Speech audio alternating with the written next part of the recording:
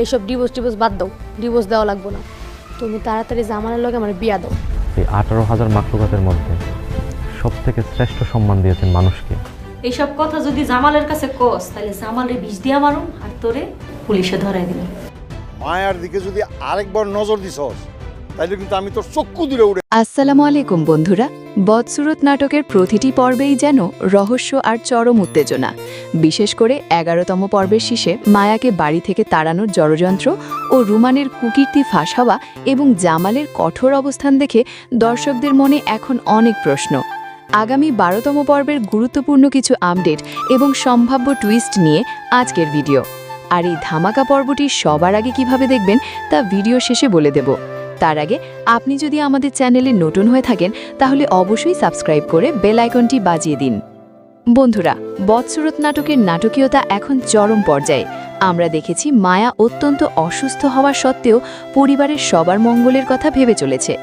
এমনকি নিজের জমানো শেষ সম্বল 5 লাখ টাকা সে অকাতরে বিলিয়ে দিয়েছে যাতে বড় কোনো বিপদ ঠেকানো যায়। কিন্তু রুমান এবং তার মা মায়ার এই বিশাল ত্যাগের কোনো মূল্যই দিচ্ছে না।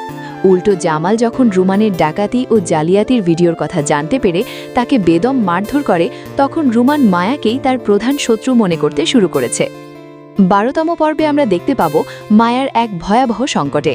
একদিকে মায়ার শরীর দিন দিন ভেঙে পড়ছে, অন্যদিকে রুমান তার অপমানের প্রতিশোধ নিতে মায়ার ওপর চরম শারীরিক ও মানসিক নির্যাতন শুরু করবে।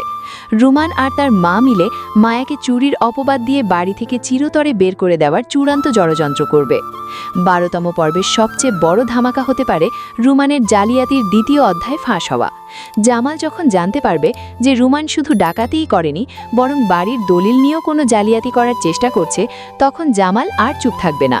তবে দর্শকদের মনে সবচেয়ে বড় প্রশ্ন, জামাল কি শেষ পর্যন্ত জানতে পারবে যে মায়াই সেই 5 লাখ টাকার ব্যবস্থা করে রুমানকে জেল থেকে বাঁচিয়েছিল?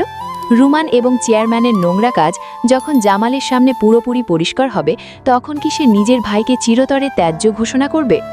এদিকে মরিয়ম নিজেকে বাড়ির মালকিন ভেবে মায়াকে কাজের বেটি বলে তুচ্ছাতাচ্ছিল্য করতে ছাড়ছে না।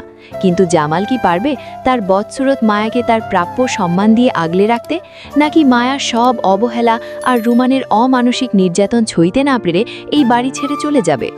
12তম পর্বে আমরা হয়তো জামাল এবং মায়ার সম্পর্কের এক আবেগঘন ও নতুন মোড় দেখতে পাব।